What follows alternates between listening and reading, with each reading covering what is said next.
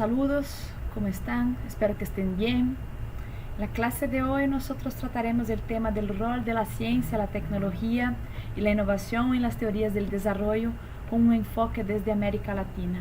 Y planteamos la lectura de un texto clásico de Oswaldo Zunkel del 1972 que se llama La Universidad Latinoamericana ante el avance científico y técnico, algunas reflexiones. El texto está en este libro que recomiendo mucho la lectura, que se llama El pensamiento latinoamericano y la problemática de la ciencia, la tecnología y la innovación. El pensamiento latinoamericano y la problemática ciencia, tecnología, dependencia. Es un libro de Jorge Sábato, que es el compilador, pero están muchos artículos de varios pensadores estructuralistas cepalinos latinoamericanos que están reflexionando acerca de la temática de la ciencia, la tecnología y la innovación a partir de nuestros contextos de desarrollo, ¿no? En el texto Oswaldo Zunkel se plantea una cuestión que cada día se hace más fundamental para nosotros en la actualidad, que es cuál es la capacidad de la Universidad Latinoamericana de participar de un avance científico, técnico, que se produce fundamentalmente fuera de la región. Entonces, él está mirando un cambio importante que está pasando en el mundo en los años 70, especialmente. Acuérdense ustedes que en la década de 70 se inventa el microchip en California, entonces hay un cambio importante en el patrón tecnológico mundial. Y quiere saber, ¿no?, qué significa, cuál es la capacidad real de la Universidad Latinoamericana para participar de estos avances, ¿no? Y su comprensión del problema parte de las teorías del subdesarrollo. Aquí les hago un paréntesis que quizás sea importante, que es en qué consisten esas teorías. Esas teorías son teorías que son creadas, es parte del pensamiento estructuralista latinoamericano que se crea con la Comisión Económica para América Latina y el Caribe de las Naciones Unidas, que tiene como sus fundadores a dos personas muy importantes, un argentino y un brasileño, que estaba Raúl Prebisch y Celso Furtado, que están discutiendo las relaciones entre centro, periferia, entre desarrollo y subdesarrollo, y cuál es el rol que cumplimos nosotros, países periféricos, subdesarrollados, en el capitalismo de aquel entonces, ¿no?, pero que sigue discutiendo hasta hoy. Según Furtado, el subdesarrollo es la consecuencia para los países de la periferia del proceso de desarrollo europeo post-revolución industrial. Se trató, por lo tanto, de un proceso de expansión de las fronteras europeas a fin de garantizar el crecimiento de la industria de capital. Es decir, el subdesarrollo no es una fase, según esos autores, no es un periodo anterior al desarrollo, sino una condición de nuestros países en el marco del capitalismo actual.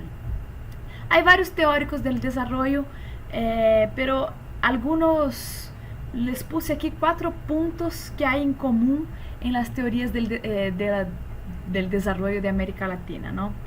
La primera idea fuerte, que es común a todas, que el subdesarrollo está estrictamente conectado con la expansión de los países industrializados. Entonces no es una característica anterior al desarrollo, sino que es parte del mismo proceso. La segunda premisa básica de la que parten estos autores es que el desarrollo y el subdesarrollo son, por lo tanto, aspectos distintos de un mismo proceso universal. La tercera gran premisa de todos esos autores es que el subdesarrollo no puede ser considerado como condición primera en el proceso evolucionista. O sea, las tres tienen relación entre sí, las tres premisas básicas tienen relación entre sí. Y por fin, la idea de que la dependencia no es solo un fenómeno exterior, pero que ella se manifiesta también bajo distintas formas en la estructura interna, en la social y de la ideológica, en la política. Por ejemplo, ¿qué quiere decir? Es que puede ser que nosotros, países subdesarrollados o dependientes, logremos desarrollar, por ejemplo, una pauta, una agenda de consumo más moderna, pero que sin embargo eso no tiene reflejo en nuestras estructuras sociales o ideológicas o mismo políticas, ¿no? Entonces, en este marco teórico se ubica Zunkel para hacer las discusiones sobre la universidad y la relación del pensamiento, de la ciencia y la tecnología producida con la innovación. Sabemos que las demandas para que la educación superior se adapte a las transformaciones sociales no son recientes, ¿no? Por el contrario, un análisis histórico de las instituciones de educación superior muestra que son esencialmente dinámicas.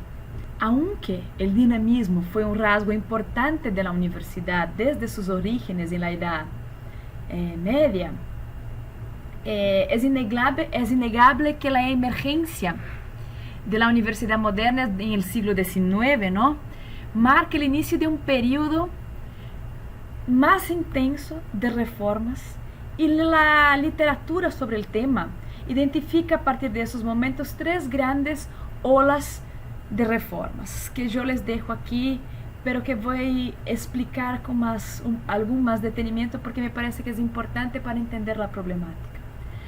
La primera tiene origen en la reforma universitaria alemana concebida por Humboldt al finales del siglo XVI, ¿no?, que se dio origen al llamado modelo alemán. El hecho trascendente fue la incorporación de la investigación científica dentro de las funciones de la universidad, actividad que hasta entonces se concentraba en las sociedades científicas. Dos premisas básicas animaban esa gran transformación. La una es que la investigación es parte del aprendizaje y la otra es que la libertad académica de investigación y enseñanza debe ser una prerrogativa de la universidad. Entonces, la libertad de cátedra y que la enseñanza es parte de y que la investigación es parte del proceso de aprendizaje, ¿no? En consecuencia, la creación y la transmisión de conocimientos constituían el centro de la misión de la universidad, estableciéndose así una relación indisociable entre la enseñanza y la investigación, que se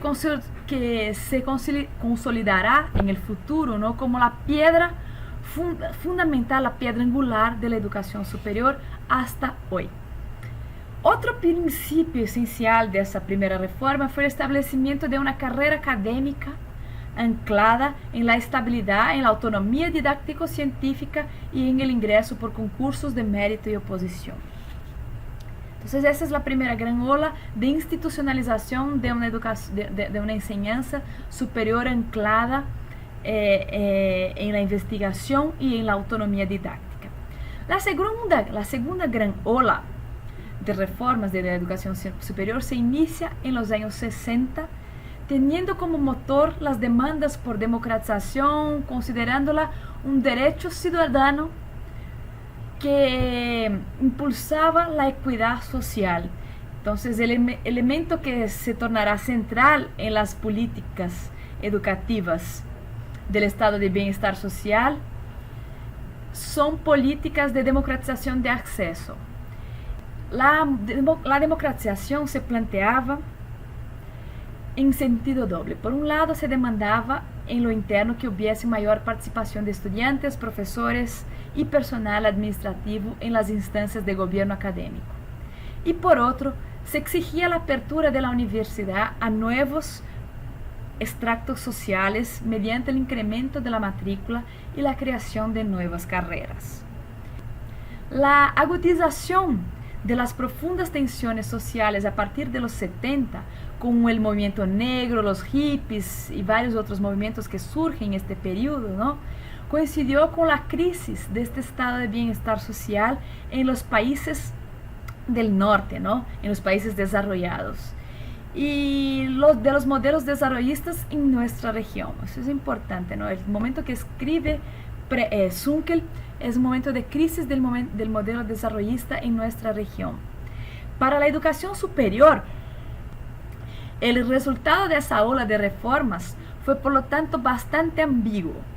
Si por una parte la profunda transformación de las estructuras de gobierno académico amplió la participación de nuevos actores en los procesos de toma de decisiones a través de la figura de representantes docentes y de sectores externos en los órganos deliberantes, a la par que se automizó la administración académica con relación a las comunidades internas y externas mediante su profesionalización, en la raíz de la ambigüedad del proceso está justamente la ola gerencial, que impactó de manera decisiva en la educación superior de este periodo, ¿no?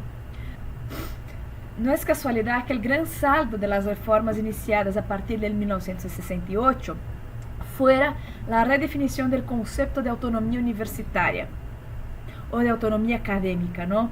Que de didáctico-científica va siendo definida cada vez más en términos administrativos y financieros.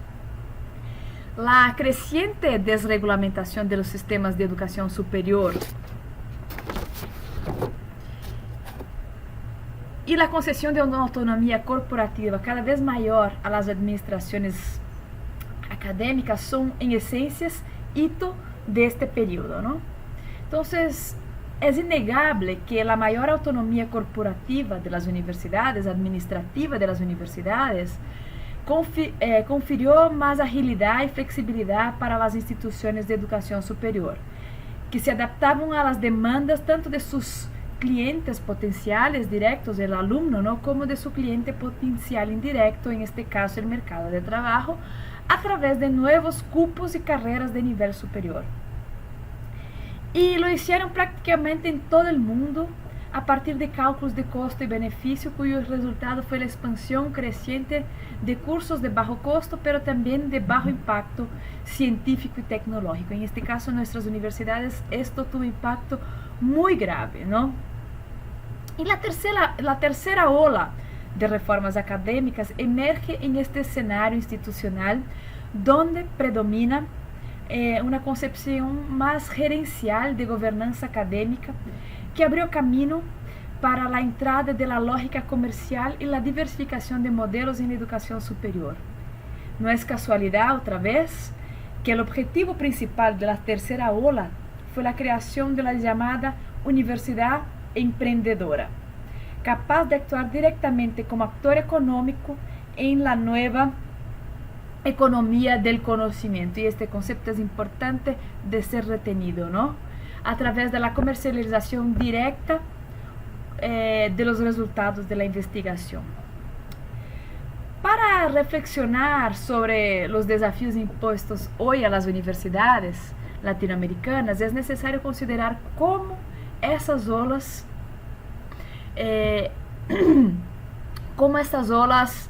de reforma incidieron en la evolución de nuestros sistemas de educación superior. En la literatura existe un gran consenso sobre el hecho de que la reforma de la Universidad de Córdoba del 1918 introduce las universidades latinoamericanas en la era moderna. Para América Latina, el significado del movimiento de Córdoba emerge de la propia historia de la educación superior en la región. De entrada, es importante destacar el desarrollo de la educación superior, que siguió dos rutas muy diferentes para los países hispánicos y para la América portuguesa, ¿no? Eso es importante tener claro. Para la América portuguesa, la fundación de instituciones de educación superior estuvo prohibido hasta la elevación de Brasil al Reino Unido en 1808, con la ocasión de la llegada de la familia real portuguesa a la colonia, consecuencia de la expansión napoleónica por Europa, ¿no? Esa restricción limitó la educación a los niveles más básicos de enseñanza, concentrando en Europa la formación de las élites locales. Eso es importante porque genera características culturales distintas a las características de las colonias que fueron españolas, ¿no? Porque en este caso, como es el caso de la Universidad de Córdoba, fundada en 1621, las instituciones mantenían una fuerte conexión, ya siempre hubo, entonces, desde todo el periodo colonial hubo una enseñanza superior en las colonias españolas, que estuvo fuertemente conectada a la Iglesia Católica y poseía una estructura de organización medieval muy semejante a la que predominaba en las universidades europeas antes de la reforma de Humboldt, ¿no? Los movimientos de la década de 70 que antecedieron la tercera ola de reformas tenían como eje de sus reivindicaciones la democratización de la enseñanza superior, expresada en la reivindicación de formas más radicales de cogobierno académico, como la reducción de costos de matrícula y la ampliación del número de cupos.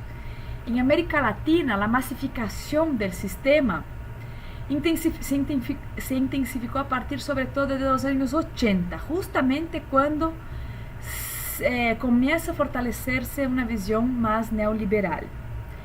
Como resultado, la evolución del sistema de educación superior revela el entrelazamiento de dos fenómenos. Por una parte, la expansión del número de alumnos, por otra, la creciente participación de las instituciones privadas en su absorción. En este contexto, en este sentido, ¿no?